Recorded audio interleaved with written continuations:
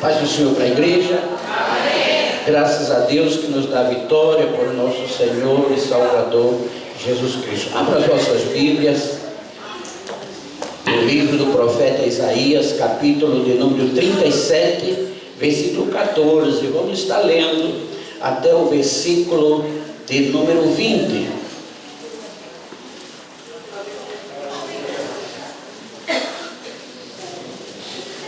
Confesso aos irmãos que estou com uma alegria no joelho. Aleluia!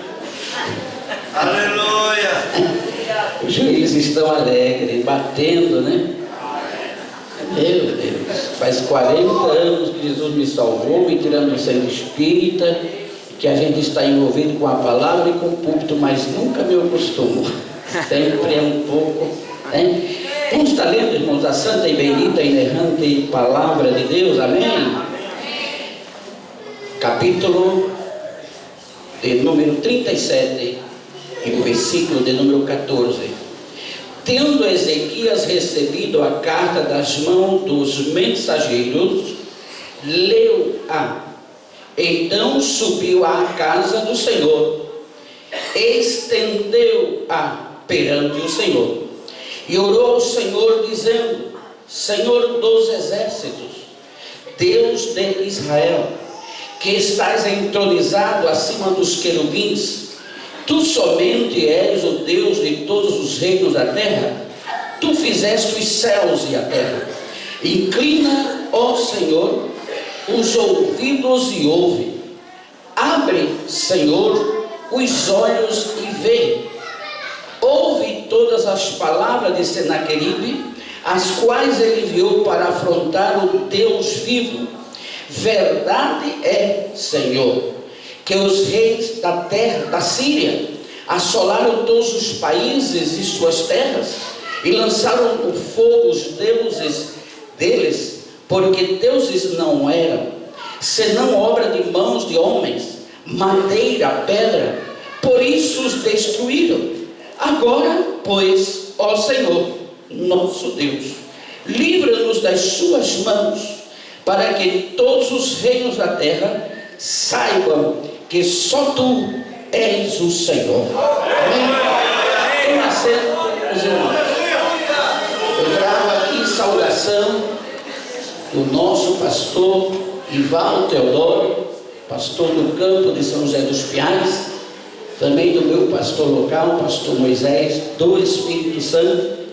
Agradeço a Deus por estar neste momento fazendo parte deste culto tão maravilhoso. Agradeço ao pastor que conheci, agora eu estive aqui no mês de outubro do ano passado, mas a trabalho, ou seja, muito rápido, a serviço, fazendo uma diligência, não foi possível conhecê-lo. Me levaram até o posto 3, ali demos uma palavra. E faz 4 anos e pouco que estive aqui, na época do pastor Hélio, estive pregando aqui, preguei em algumas congregações, fiquei mais de um mês aqui. Pois eu tenho aqui, irmão, parte da minha família. Quem é parte da minha família? São o irmão Wilson, a irmã Noemi, a família do Gilmar inteira, né? E esses irmãos, nós fomos pastor deles nos anos 80.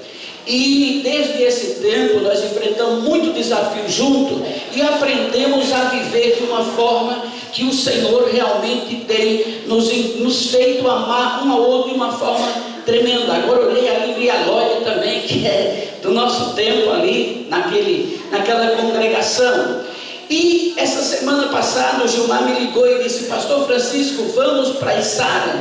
Falei: irmão, eu não posso ir, eu tenho um compromisso nos finais de semana, sábado e domingo. Falou: não, eu te levo na segunda e quando for na sexta-feira eu te coloco no ônibus e você volta. Eu falei: então assim eu vou, em nome de Jesus. Falei com o pastor me deu a bênção e aqui estamos. Mas eu não vim para pregar, irmãos, eu não vim para pregar. E o irmão Gilmar falou assim: olha, o pastor disse que você vai pregar um dia. Eu falei: meu Deus, mas eu não acreditei. Eu falei: uma semana já está tudo programado, mas ontem quando o pastor falou que eu ia pregar hoje, minha perna alegrou-se também. Eu sou assim, irmão, eu não me acostumo com o púlpito, mas eu quero dizer aos irmãos que Deus é bom e a sua misericórdia dura para sempre. Aleluia, louvado seja o nome de nosso Senhor e Salvador Jesus Cristo. Nós temos aqui um tema, né, que está aí, a viva mineração, vivendo um novo tempo na dimensão do Espírito Santo. Irmão, se existe um tempo que nós precisamos de um avivamento, é esse tempo que nós estamos. É o tempo que nós estamos vendo, tudo parece que está apertando a igreja. Ou a igreja ora, ou a igreja deixa de ser igreja. E assim como a igreja nunca vai deixar de ser igreja, ela vai ter que orar, ela vai ter que buscar a Deus. E quando começa a orar, começa a receber renovo, começa a receber alegria, começa o avivamento. Então nós sabemos que a única forma que Deus tem para fazer a igreja buscar a Deus é começar a apertar. Aleluia! 40 anos que aceitei Jesus, tenho visto isso através dos tempos. Muitas pessoas, quando estão na prova, ficam crente, mas crente mesmo, né? Crente de segunda a segunda, não tem quando nascer, nem vai nessa congregação, mas quando a coisa fica boa, ele desaparece. Cadê? Oh, irmão, agora não dá, eu tenho que desfrutar das bênçãos que Deus me deu. Eu estou viajando, comprei uma chácara e não sei mais o que, e vai se deixando levar pelas coisas dessa vida, e daqui a pouco se esfria. Mas a igreja, quando está realmente no nível que está esta, o Senhor tem lugar na vida de cada crente. Então, pensando um pouco hoje, meditando e indo na internet, que hoje é uma bênção a internet. Eu estava falando para o Gilmar que quando nos anos 80, que fomos para a escola teológica para comprar um livro, era tão caro, juntava 5, 6 alunos para comprar um livro, e aí ficava xerocando, né? E hoje a internet está cheia de coisa boa, irmão. Tem coisa que não presta, mas você faz como comer peixe. Quem come peixe, joga a espinha fora e come a carne. Faça isso em nome de Jesus. Louvado seja o nome do Senhor. Então, isso que é avivamento? Avivamento verdadeiramente é um substantivo, mas vem lá do verbo avivar, que significa avivar é o ato de ser avivado, né? De ser vivo, altivo, intenso, desperto, nítido. É um termo muito comum entre os pentecostais. E se o crente não é avivado, ele fica no meio do caminho, porque a igreja marcha avivada. Louvado seja o nome do Senhor. Pastor, mas eu conheço uma igreja que não é avivada, mas tem alguém lá no meio dela avivado. Tem alguém que quando dobra o joelho fala com o Pai. Tem alguém que quando dobra o joelho fala com Deus, Deus comunica com ele. Se tem alguém no meio do povo que não é igreja, então esse não está avivado. Mas a igreja está avivada. Porque a igreja tem comunhão com os céus, a igreja ora. Agora, se você, irmão, não é igreja, mas como é esse negócio? Irmão, desde lá do tempo que Deus tirou o povo de Israel, diz que saiu uma mistura de gente. E hoje no meio da igreja tem uma mistura também. Ele tem cara de crente, ele canta como crente, ele prega como crente, mas não é crente. Por quê? Porque não tem comunhão com Deus. Então ele não é avivado.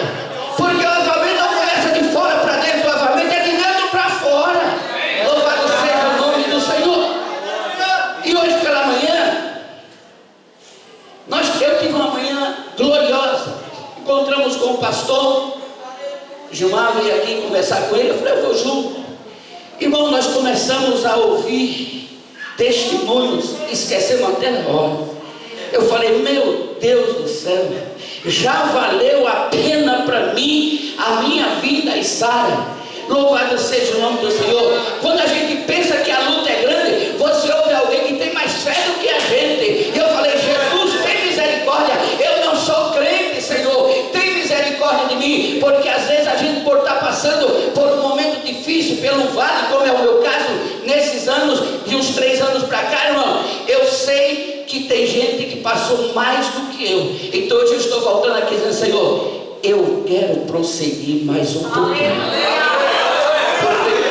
Eu não falei uma palavra, só fiquei me alimentando. Louvado seja o nome de nosso Senhor e Salvador Jesus Cristo. Amém? Irmãos, hoje, eu estava pensando hoje de madrugada, me despertei. É uma campanha de 7 dias. Estou aqui desde segunda-feira. Amanhã eu já vou embora. Então justamente hoje é o meio. Falei, que mistério é esse, né? É 3 dias antes, hoje e amanhã. Então pode ser um antes e um depois. E claro que vai ser 3 dias antes, 3 dias depois. Certo? Mas só o fato de eu estar aqui, eu considero para a minha pessoa uma bênção muito grande. porque o Senhor sabe, conhece os nossos corações e sabe que nós podemos passar para a igreja. Então, quem sabe o que nós vamos transmitir nesta noite, nenhum dos que já falaram, e nenhum daqueles que vão chegar por aí vão falar. Como é 7 dias, Deus tem, como já falou irmão aqui, um cardápio recheado para cada dia. Louvado seja o nome do Senhor. Então, irmãos, eu tenho lido um texto que fala da oração de Ezequias, fala da oração deste rei, que ele era verdadeiramente um homem de Deus. Alguém às vezes, quando prega no capítulo 38 sobre a enfermidade de Ezequias, ele faz uma salada e coloca Ezequias numa situação tão difícil. Mas quando você vai lá em 2 Crônica, no capítulo 29, 30, 31 e 32, você vai ver quem foi Ezequias. Você vai ver que verdadeiramente Ezequias não era aquilo que pintam. Ezequias era um crente, era um homem de Deus, era um rei temente a Deus, era um rei que fazia o que agradava a Deus, ele tinha comunhão com Deus, e quando a coisa apertava, ele sabia o caminho. Então o crente avivado, quando a luta chega, ele sabe onde ir. Sabe por quê? Porque ele tem comunhão com Deus. Quando a dificuldade chega, ele sabe onde ir, porque ele sabe com quem falar. Ele não fica falando com A ou com B, não, ele vai para o joelho. E quando não pode mais orar de joelho como eu, que eu tenho um problema no joelho que já não consigo mais orar há muito tempo, mas eu oro sentado, eu oro deitado. E eu falei esses dias, pastor, mas como ora deitado? Eu falei, meu irmão,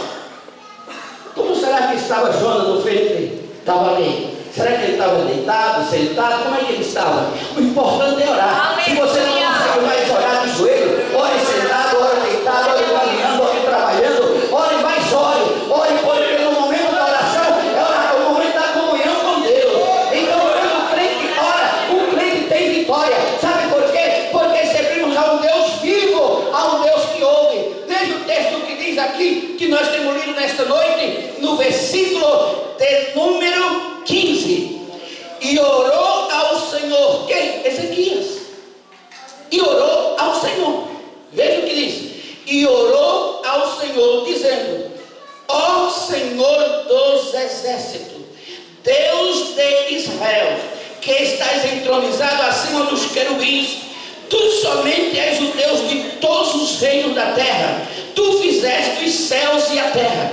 Irmão, quem tem comunhão com Deus, adora. Quem tem comunhão com Deus, enaltece. Veja a oração dele. Ele estava enaltecendo a Deus. Ele sabia que era Deus. Ele conhecia que era Deus. Ele sabia onde Deus estava. Deus estava no céu, entronizado entre os querubins. Quando Jesus ensinou os crentes, os discípulos oraram, disse: Pai nosso que está no céu.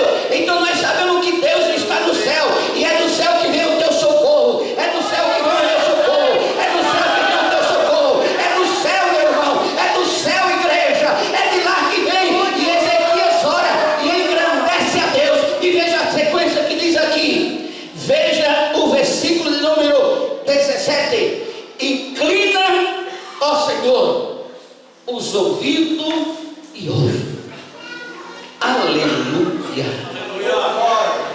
Aleluia. Inclina os ouvidos e ouve. Abre, Senhor, os olhos e vê. Todas as palavras desceram naquele dia. Irmão, eu imagino, e aqui no começo nós lemos que diz que ele recebeu a carta dos mensageiros e leu a carta. Quando ele leu a carta, era uma carta de afronta. Nós vamos falar aqui, mas nos versículos anteriores, no capítulo 36, está a afronta deste rei. Esse rei se julgava o maior da época. Ele era um dos imperadores, ou seja, ele era um dos reis. Ele era um imperador de um dos impérios que houve da época, os assírios, um homem temido, um povo temido. Só em falar em assírio, que os assírios vinham, já dava dor de barriga, porque eles eram cruéis, eles eram tremendos, e eles tinham vindo contra Judá. E quando chegaram contra Judá, já haviam roubado, ou seja, já haviam dominado 46 cidades, mas ele não se contentou. Já tinha, Ezequias já tinha enviado todo o ouro para ele, mas ele não se contentou. Ele queria entrar em Jerusalém. Às vezes o inimigo quer tomar posse daquilo que é teu. Às vezes o inimigo quer tomar posse daquilo que Deus te deu, mas você tem um Deus que está no céu. Então você faça como fez Ezequias. A carta era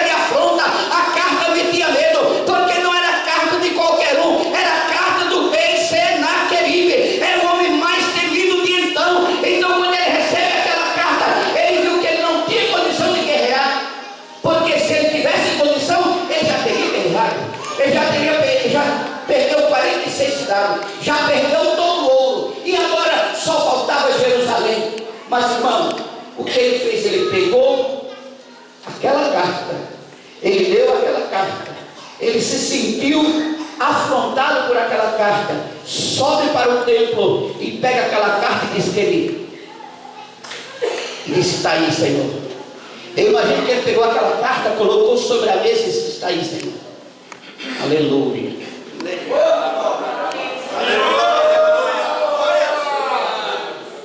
Aleluia. Aleluia. Ele não tinha mais força para guerrear. Então ele pega aquela carta de afronta, estende aquela carta, como diz o texto, estende aquela carta e diz: Senhor, abre os teus olhos e vê, abre os teus ouvidos e ouve a afronta de Senaqueribe. Meu irmão, se você está se sentindo acuado, se você está se sentindo prejudicado, se você está se sentindo frio, seja qual for o nome do seu problema, faça como este homem, porque, irmão, o crente avivado é o crente que sabe o que fazer, e o crente que realmente está em dificuldade, e que ele está avivado, que ele ainda não deixou de orar, que ele ainda não deixou de buscar, que ele ainda não deixou de jejuar, ele verdadeiramente sabe o que fazer. Então Ezequias pega a carta e vai para o lugar certo, e sobe para o templo, e estende a carta, e diz: Senhor, abre os teus olhos e vê, abre o teu ouvido e ouve, Senhor. O que quer dizer isso, irmão? Eu sei que tu és vivo, eu sei que tu és sensível, eu sei que tu conhece a minha dor, tu conhece a minha afronta, tu sabe onde eu estou, tu sabe o que eu preciso, eu sei que tu és vivo e eu vim falar contigo. Aleluia! Você tem um Deus vivo, Criador dos céus e da terra, que é maior do que os seus problemas. E às vezes não precisa orar muito, irmão.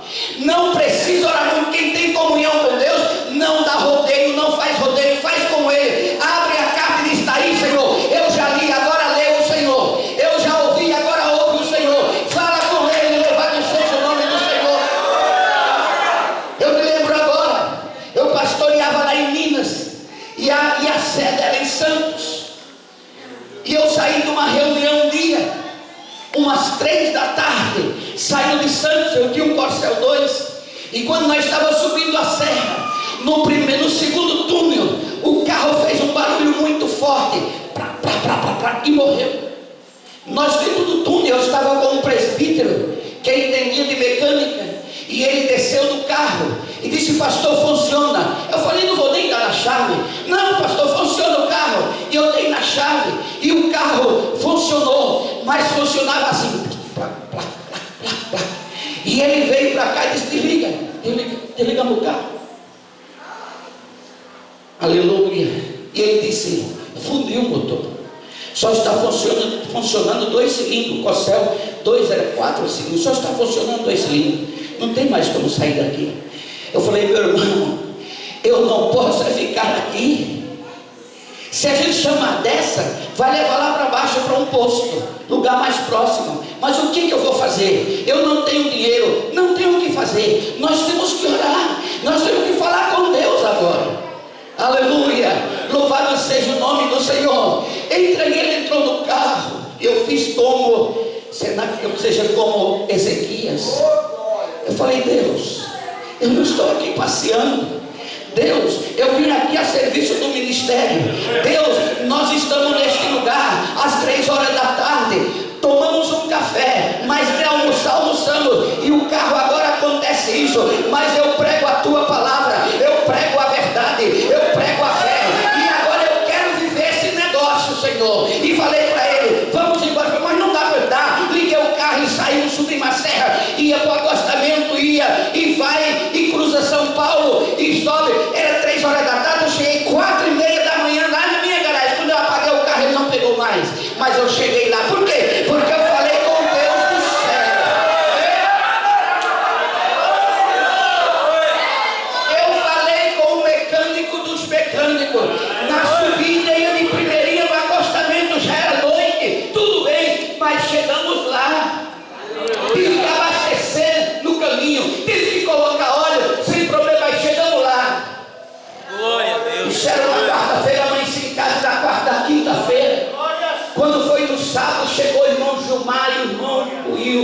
Aleluia. Louvado seja o nome do Senhor. Irmãos, eu encostei o carro lá, não falei nada para a esposa de madrugada. Quando amanheceu o dia, na mesa do café, eu falei: o carro fundiu muito. E agora? Eu falei: e agora Deus proverá. Ele não pega mais. Aí contei a história, ela começou a chorar, falar línguas. O crente é tremendo, né? No meio da prova ele fala língua e glorifica o nome do Senhor. E ali ficamos. E o que vamos fazer? Isso era na quinta, né? Na quinta-feira de manhã. No sábado chegou os irmãos, um me deu a metade, perguntou quanto que era. Fomos lá, vimos o valor. Eles retificaram o carro. Um deu a metade, outro deu a metade. Que é isso, irmão? 2 milagres, não é isso? O milagre é dar 370 quilômetros no sul de Minas, que é cheio de serra, com o motor rodando, funcionando 2 cilindros. Quem é mecânico sabe que é impossível, mas para o meu Deus é possível. É o caso de este homem. Ele estava sendo afrontado por Senaqueribe, mas ele foi falar com Deus. Ele diz: Deus está aqui, afronta Deus.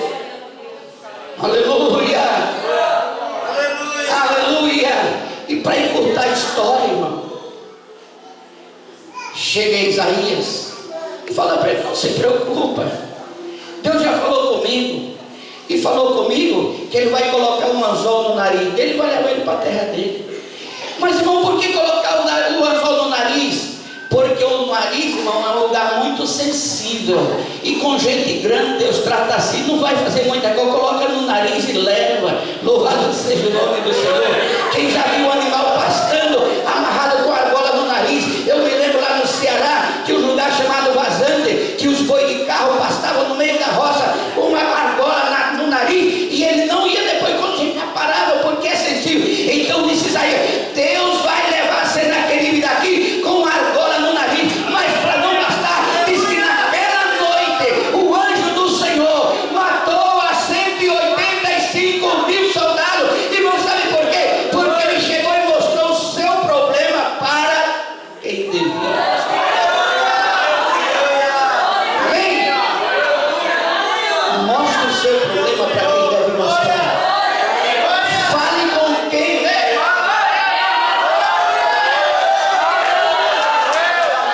Fale com quem deve falar. Aleluia! Eu estou falando de Jesus, o Todo-Poderoso. Eu estou falando daquele que abre e ninguém fecha, daquele que tudo pode, daquele que diz para você: não tema, porque eu estou contigo. Louvado seja o nome do Senhor. Aleluia. Mas por que muitos crentes não têm essa ousadia que teve Ezequias? Porque não está em comunhão com Deus. Para você ser avivado, 3 coisas no mínimo precisam acontecer. No avivamento, no tempo de Josias, primeira coisa que eles fizeram foi limpar a casa. Limpar o templo. Primeira coisa, quando estava limpando a casa, limpando o templo, encontraram um livro. E por que o livro estava perdido? Porque o povo estava desviado. Irmão, está cheio de crente na igreja desviado. Não tem Bíblia, tem Bíblia, mas a Bíblia está toda empoeirada dentro de casa. Perdeu-se dentro da igreja. Tem a Bíblia na mão e não ora. Meu Deus do céu, o que é isso? É falta de comunhão com Deus. E esse crente, para se avivar, tem que começar a orar, tem que se arrepender, tem que tirar o que impede. Vai tirando tudo de dentro da sua casa. Eu estou falando no sentido figurado. O que é que está dentro de você que impede a comunhão com Deus? O que está dentro de você que impede você falar com Deus? O que é que está dentro de você que você tem medo de profeta? Quando Deus começa a dizer: eis que assim diz o Senhor, você se esconde atrás do banco. O que é que está acontecendo com você?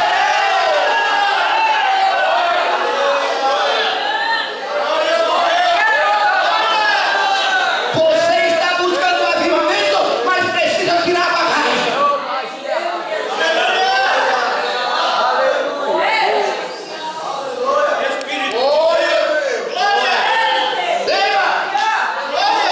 Aleluia! Quando este homem orou, se você ver no capítulo seguinte, no capítulo 38, na hora da doença dele, ele diz para Deus: Deus, tu conheces o meu coração, tu sabe que eu tenho andado na tua presença, tu sabe que eu tenho feito o que agrada aos teus olhos. E virou para a parede e chorou.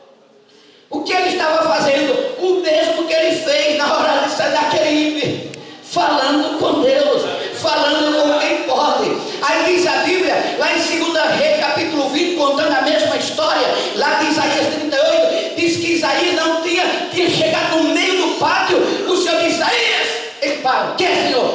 volta. Mas Senhor, eu entreguei a mensagem de morte e agora não volta. O que eu vou dizer? Diga para ele que eu ouvi a oração dele.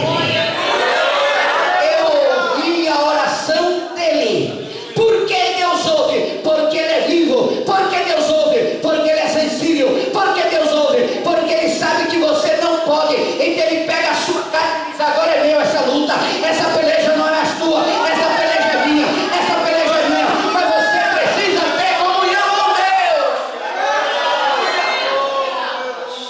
Que era aquele homem mais temido naquela época. Mas quando ele chegou para guerrear contra Jerusalém, ele não pôde. Irmão, não interessa quem tem se levantado contra você. Pode ser o maioral que seja aos seus olhos. Não olhe para ele nem para a afronta dele. Olhe para o Deus de Ezequias. Olhe para o Deus dos profetas. Olhe para o Deus de Abraão. Olhe para o Deus de Jacó. Olha para o Deus da igreja. Olha para o teu Deus. Olha para o Deus que está entronizado. E pegue a carta e joga diante dele. Diga: Deus não tem força para pelejar contra ti. Quanto tristeza! Eu não posso lutar com esta força que é tão poderosa contra mim. Aleluia! Diga para Ezequiel que eu ouvi a oração dele e acrescento a ele 15 anos de vida. É verdade que esses 15 anos ele gerou Manassés e que foi um desastre para Israel, mas é outra história. Mas o que eu estou dizendo nesta noite é falando do poder da oração. Você tem este poder com você, o poder da oração. Ninguém pode impedir você orar. Se você não tiver condição de orar em voz alta, porque onde você está você não pode orar, ora verdadeiramente só no Espírito, porque a sua oração, com o coração angustiado, pode não ter uma voz, mas diante do trono da graça é um grito diante de Deus. A sua oração sem palavras, gemendo, é um grito diante de Deus. Então você faça como este homem fez.